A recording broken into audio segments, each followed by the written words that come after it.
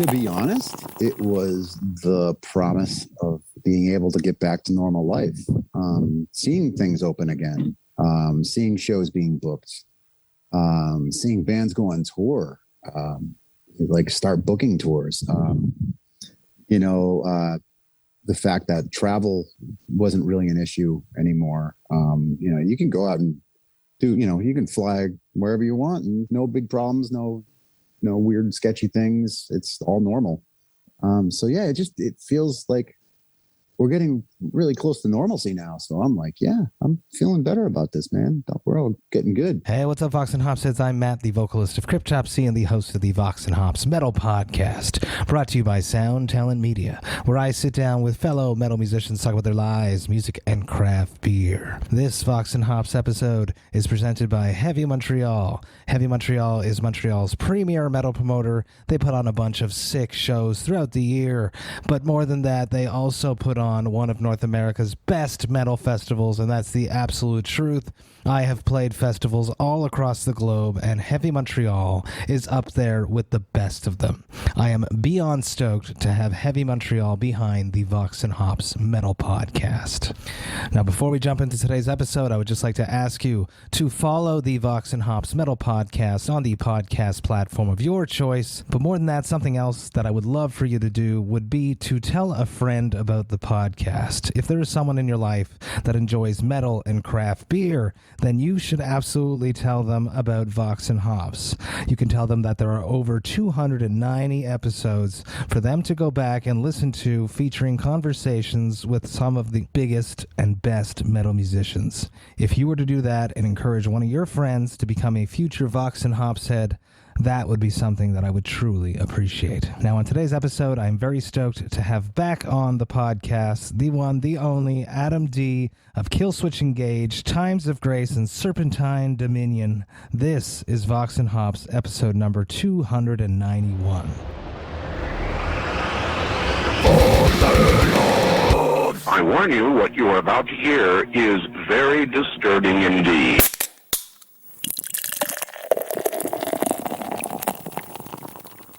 Hey, what's up, everyone? Today I am back with Adam Dukowitz of Killswitch Engage, Times of Grace, and Serpentine Dominion. Adam, last time we were together, we were at Heavy Montreal, and we shared a brew. We had a good time.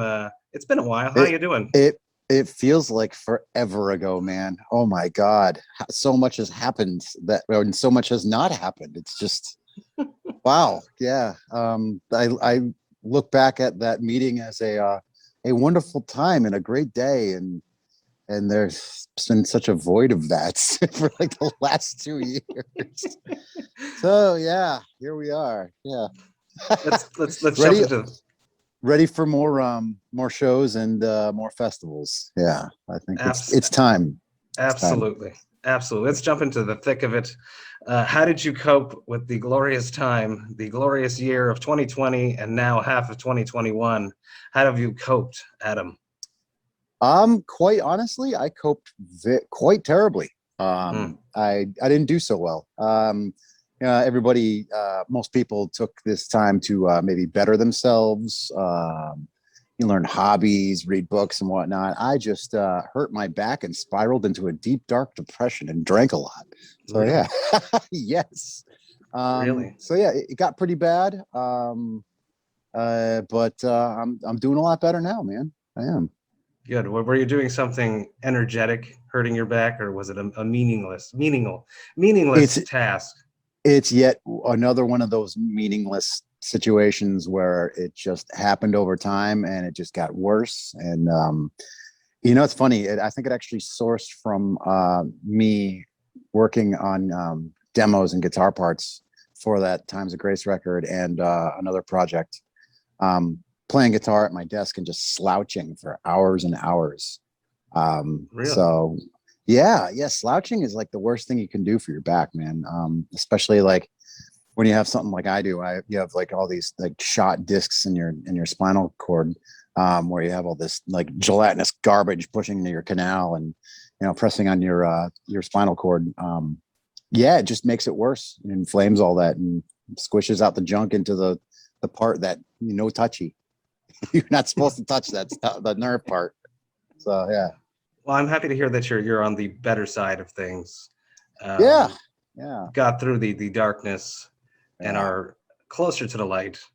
We are closer to playing shows. I've been saying we must be halfway now. I always feel on a long car ride, if I know I'm at least halfway is gone, I feel a little bit better than I did at the beginning. So we must be halfway by now.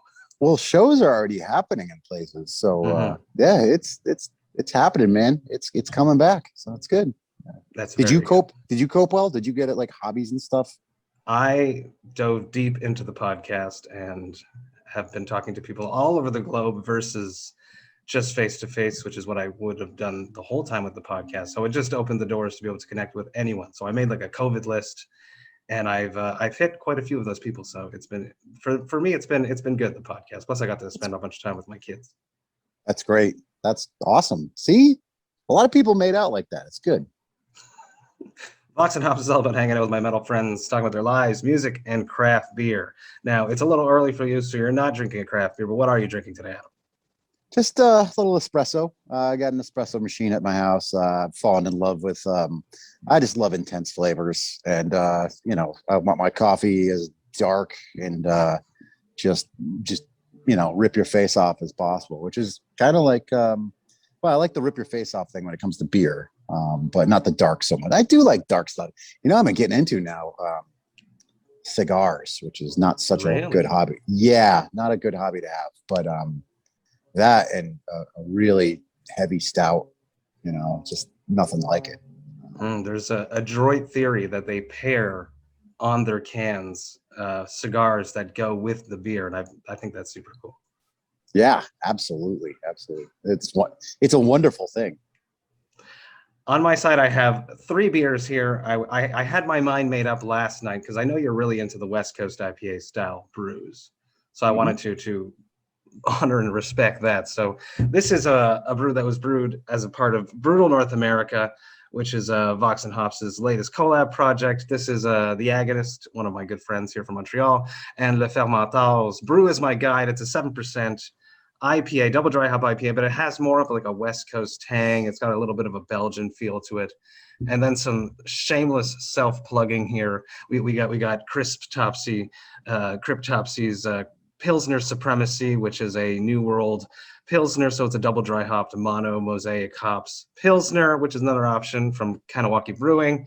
And then Kanawaki Brewing was a part of Brutal North America as well with Cryptopsy, where we did Cold Haze, Warm Blood, the double New England with blood orange juice. Which one should I drink? Nice. I'll let you choose. I'll let you choose. Maybe the well, shoot. I kind of want to say the first one. No problem. Yeah. The Brew Yeah, is it my sounds- guide. The yeah. Awesome, from Le Fermentor. Killer. I want to go back. I'll pour this out. As I do this, I want to hear about your very first beer. I think last time we together, we did not talk about that. I would like to hear about the first beer that Adam drank. You. Oh, geez.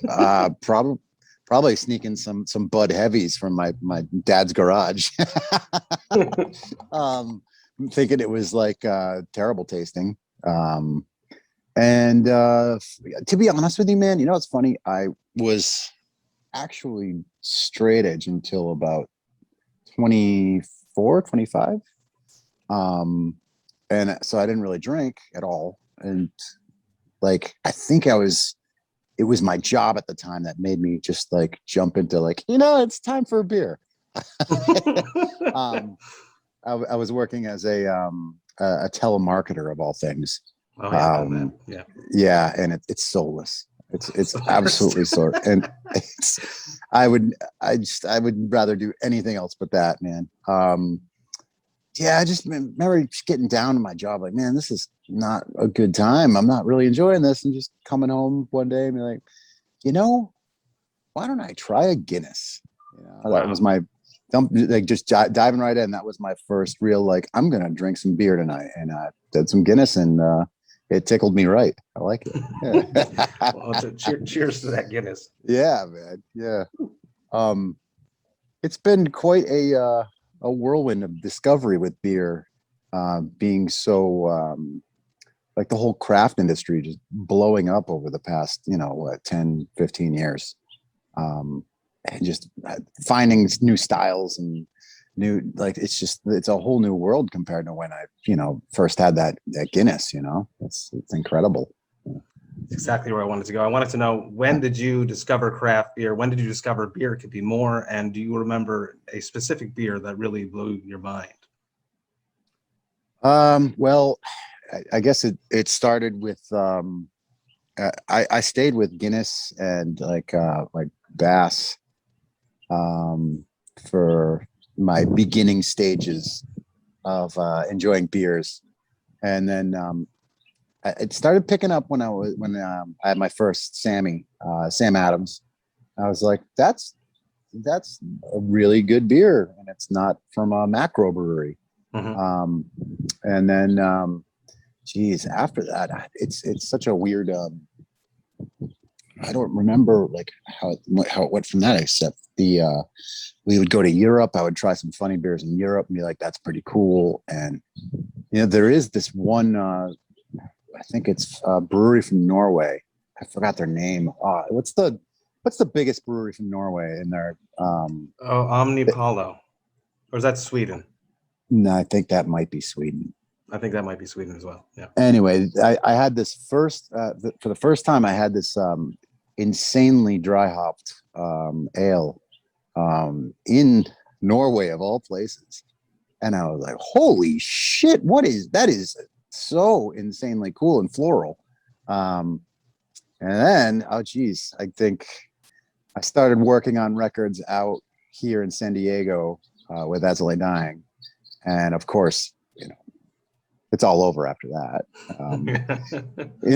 I want to say, like, I think I was drinking Stone before that. But, I think the history of the West Coast IPA really, came from this place, man.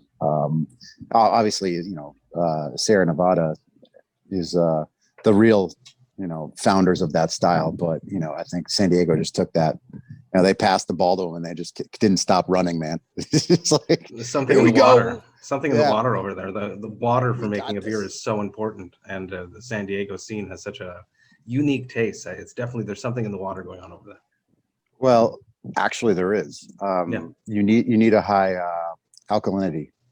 So yeah, it's part of it. Yeah. Amazing. I spoke to Jesse earlier this year, and he mentioned that if you were to retire, which you're obviously not going to, you would probably end up becoming a brewer. Is that something that resonates with you? Apparently you read a lot about brewing beer. Is that truth? I don't know if it's truth. I get so burnt out on cleaning. Like, when you make beer, like the littlest little thing, if it's not perfectly sterile, it can really throw in some off colors. So, it's a lot of fun, and I still haven't like brewed anything that I'm like particularly like super proud of. So I don't know if I would want to do it full time, but it's still like I've been meaning to get back into doing it. I haven't really done much since the pandemic, but it's just interesting. I'm just so damn fascinated with recipes and how just interchanging one little thing in a recipe can drastically affect the flavor profile of a beer, and even like if you want to go crazy, it's like the hop varieties. Like I'm a West Coast fan. It's like the hop varieties are just insane. It's like, and they keep making more because they're crossbreeding, and it's like, oh my god, this is just getting insane. Yeah. So, but it's nuts. The sky's the limit. You can do so many different things with it, so I don't know. I guess that's the long answer.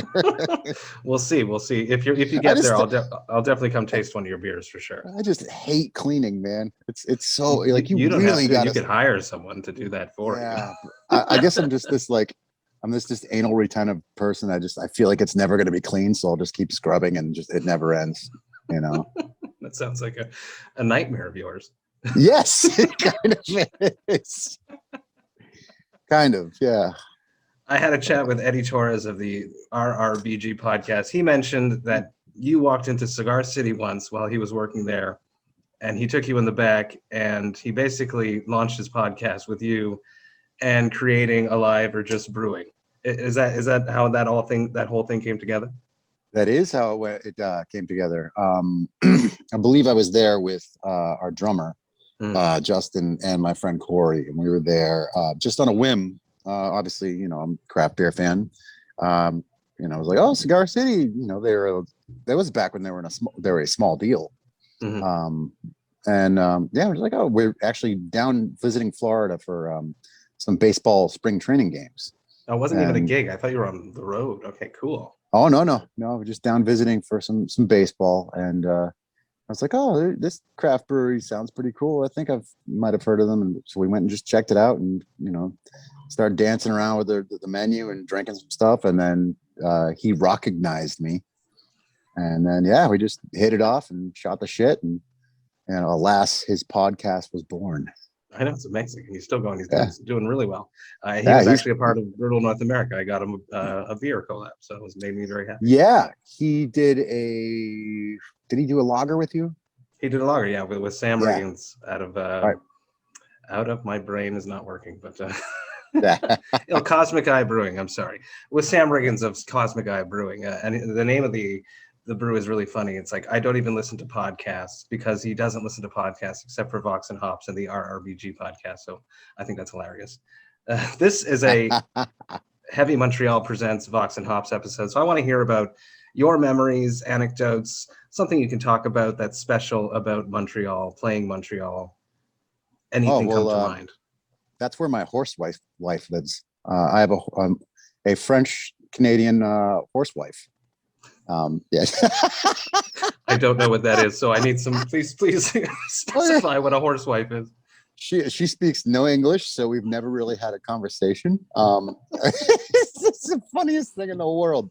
So, for some reason, just like we've had this history of us like wearing horse masks on stage. Like I'll just put on a horse mask and like run around on stage and surprise the guys, and it's hysterical every time because it's a human body with a horse head. It's just like the funniest thing you've ever seen, So, oh man, I have so many heavy MTL things to talk about.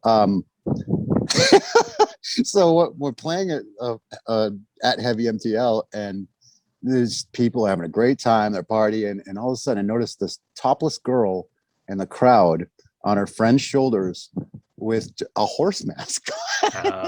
And I'm like, oh my fucking God, that's the funniest looking thing I've ever seen. Just, boobs out, horsey head, just partying. And I'm like, oh my God, oh, I love you. And I'm just yelling at her, telling her I love her. Blah, blah, blah. And somehow, like, I never forgot Horsewoman. And the next time we played, she was there again and she did it. I'm like, oh my God, it's Horsewoman again. It's like, I love you, Horsewoman, right? So my stage dude actually got her to come up on stage. She had a shirt on. Got her to come out on stage, and I proposed marriage to Horsewoman, and she just is like, I'm like, fuck, I don't speak French. And that was it for that. And then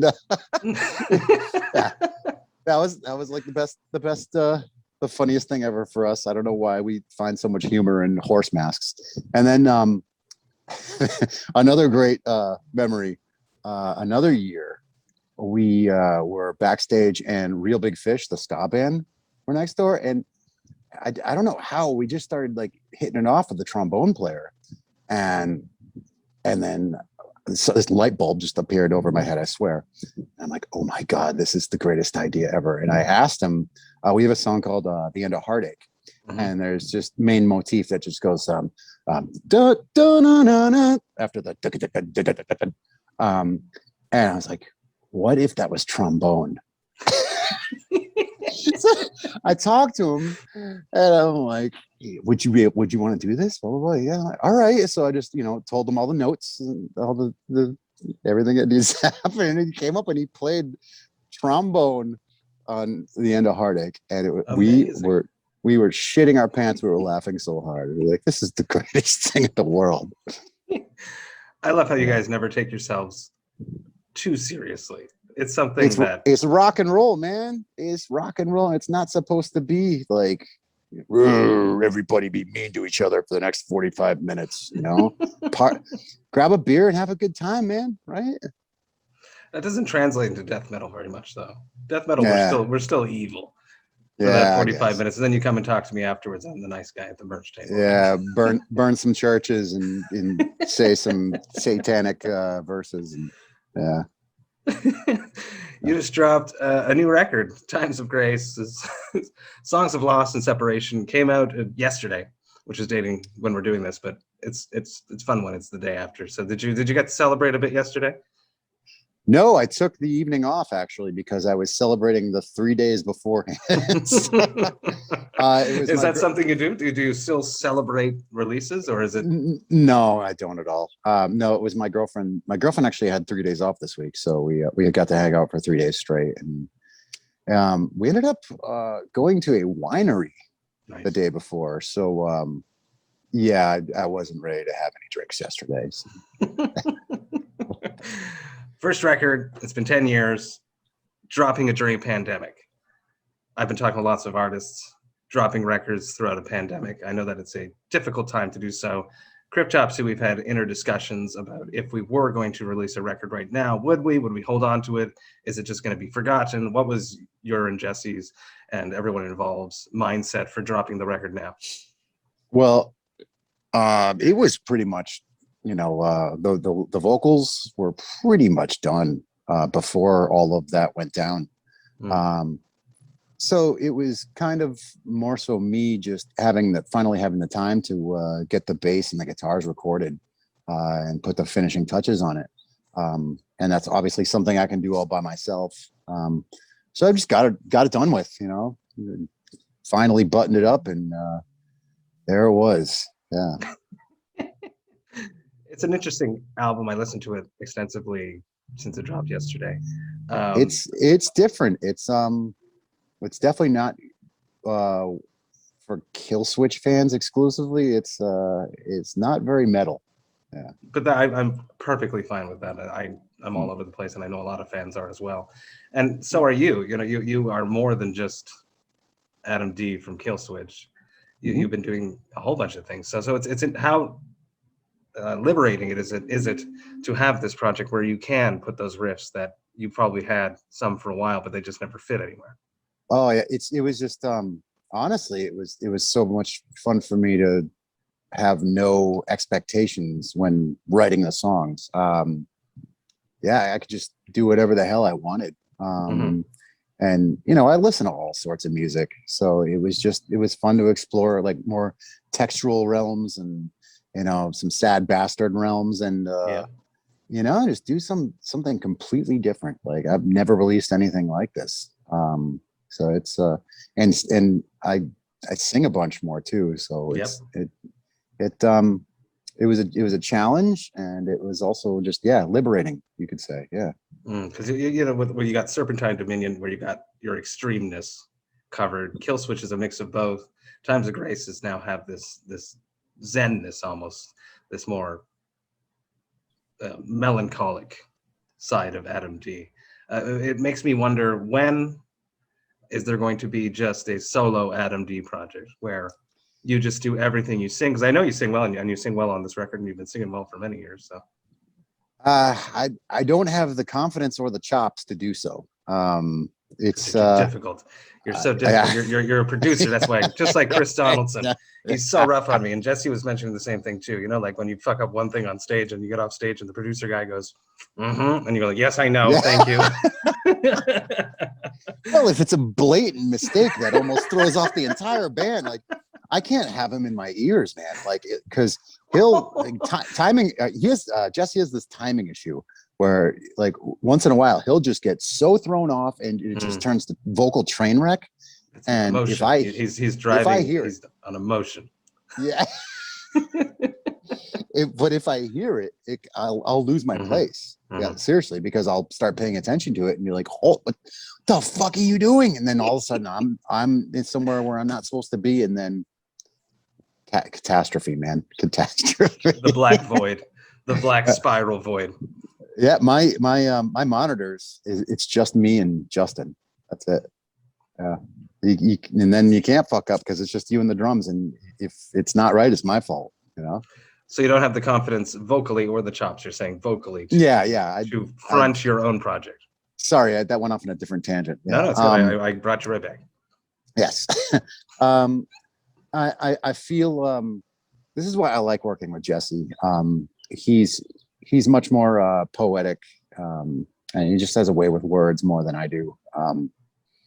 He's got such a creative brain with illusion and using metaphors, and just my brain doesn't think like that. I'm so damn literal, and I just see things for what they are, and and it's just even the way I think about song structure and music at times, it's very calculated and thought out. But so I think he and I make a good team when it comes to writing lyrics and putting vocal parts down. Beautiful. I can't do it. I can't do it by myself. No, I believe in you. I think you can pull it off, but it might take a few more years. Killswitch Engage is doing Vaccinated and Intoxicated from the Palladium, of course. I love that. Yep. And I like the name. The name is amazing too, of course. Who came up with it?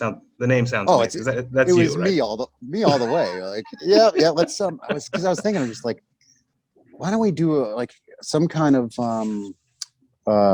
title that kind of encompasses like the times, like why we're playing in the Palladium with no fucking people here. Because I'll tell you that right away, that was like the most awkward thing for me. Like I can't get on stage and like rock out, when like nobody's there, man.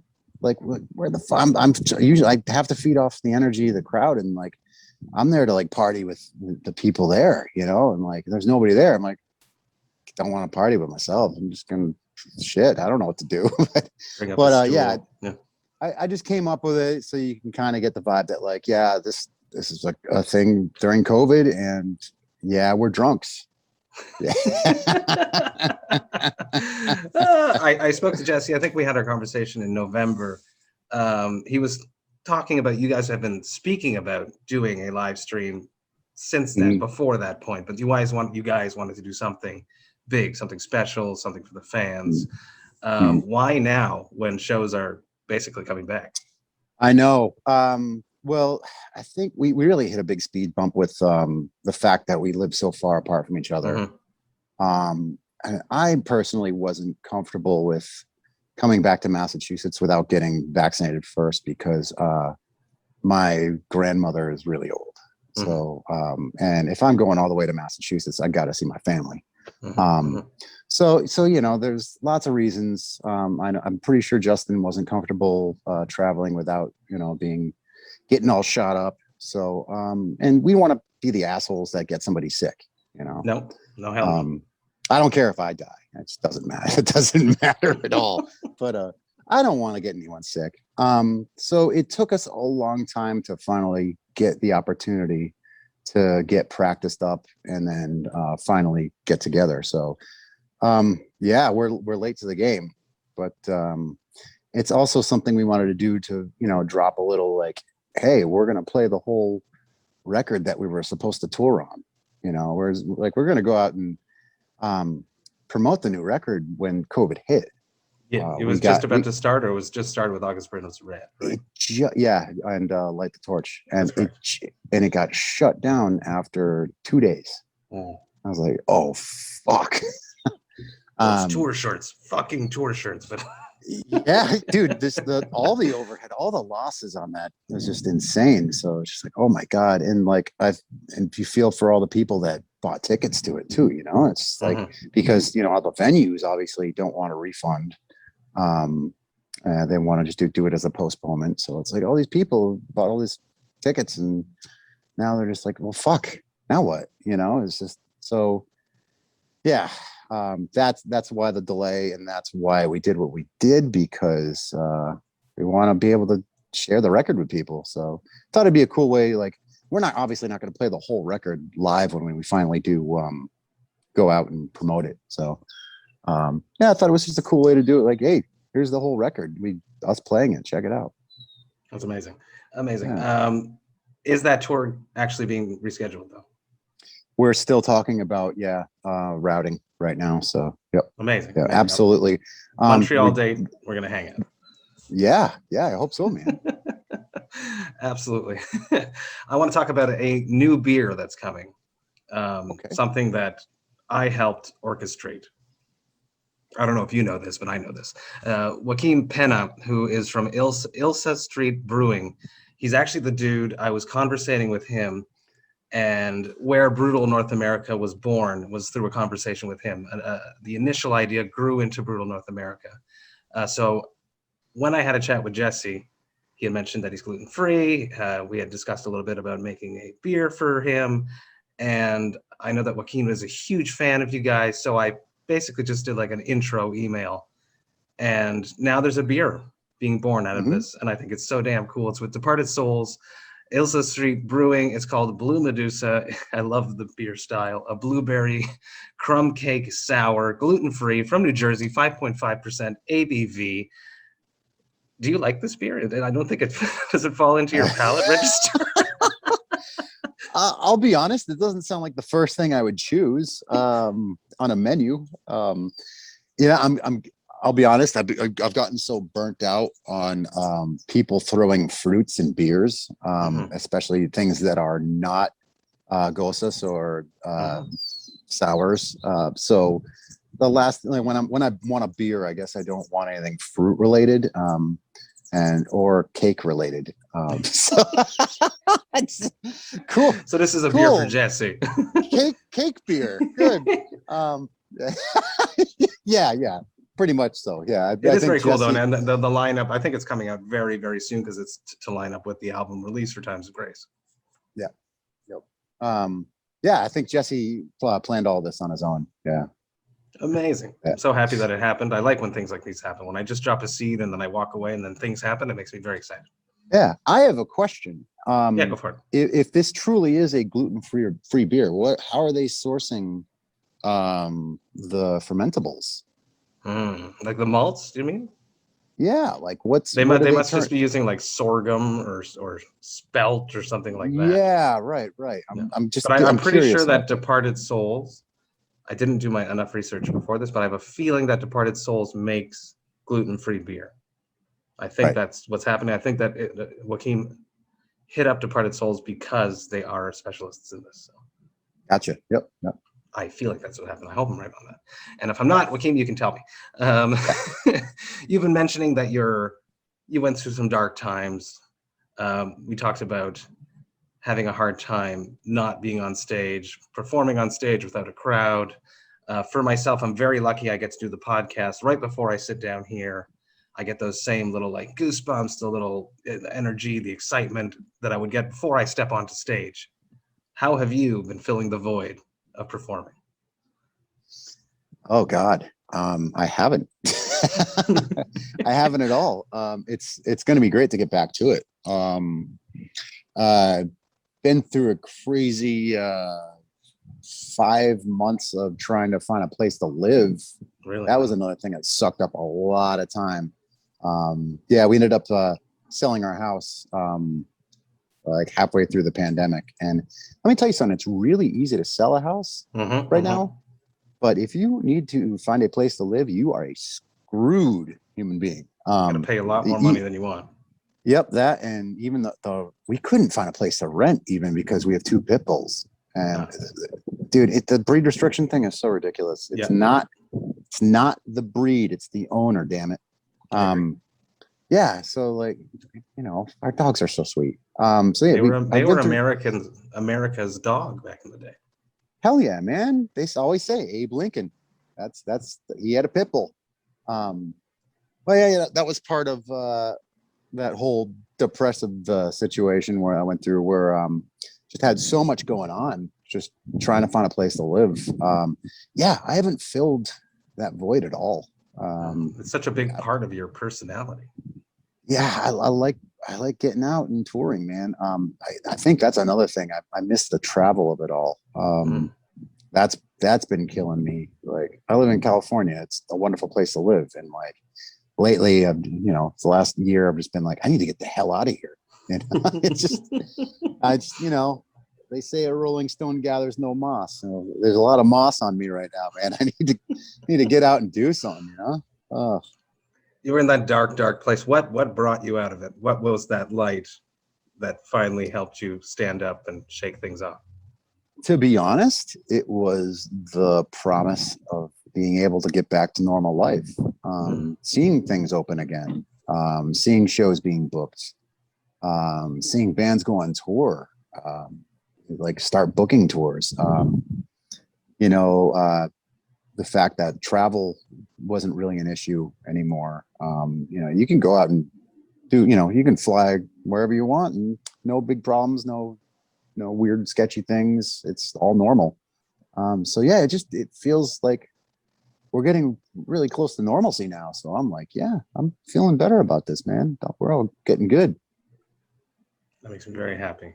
I'm happy you're feeling better, and very excited to see you back on the road, back on stage where you're meant to be, not slouched over writing riffs, which is a good thing for you to do as well. But you need to get one of those Posturepedic chairs or something. Oh, I rethought my whole game, man. I went to Costco. They got these desks, these motorized desks. They're just, you can raise them up and down, stand up desk. It is sick. It's a game changer, dude. Oh my God. Even for mixing, I'm just imagining. Oh yeah. Because I know Chris Donaldson, the guitarist, sits in he has the spot. That's the spot in his mixing room that where he needs to mix from.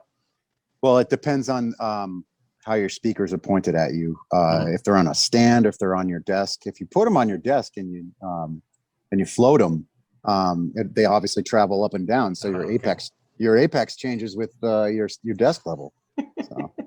Amazing. Something you've had a vast impact on my editing of my podcast, because during our last chat, you mentioned how much you hate the sound of lip smacking, and So now you're really getting in there, right? I cut out so much more since our chat. Yeah. So thank you for that. Sorry. No, I love it. No. Any productive criticism is always welcome. Any criticism is welcome as long as it's given and delivered in the proper way. Let's wrap this up. One last question. It probably happened to you a lot during your dark spiral. What is your hangover cure? Diet Coke. Really? Oh yeah. Well, first I try coffee because I love coffee. And when that doesn't work, I'll move to Diet Coke. I'll be pounding lots of water in the meantime. And if the Diet Coke doesn't work, then I know it's going to be a long day. Real long day. You just After suffer. Yeah. Sleeping obviously helps. So get back in bed, try to take a nap if you have the time and the freedom. That seems to help a real lot. That's it. That's all I got. You got anything? Fruited sours with coffee. You go right back in. I try not to, because it really just delays the effects. Yeah. It just snowballs into another day of enjoying craft beer, and then the next day is just a mammoth hangover. Even worse. Yeah, you can't escape the pain that day. Yeah, there's no way. You can't escape the pain. That's a good back quote for a shirt.